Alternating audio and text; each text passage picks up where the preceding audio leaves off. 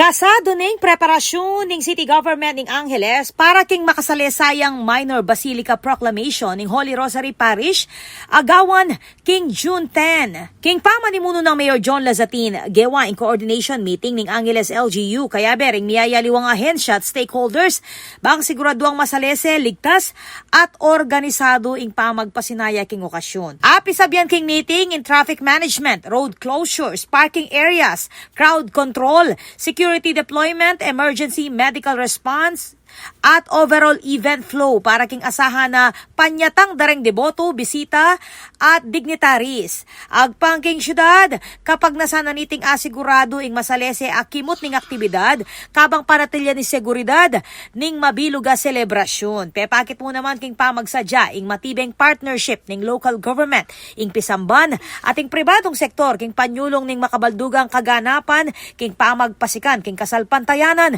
at cultural identity dareng Angelenyo. Ako po, Patricia Mamangon para king News Force Pampanga. Balitang tuto, King Balen, susuyo.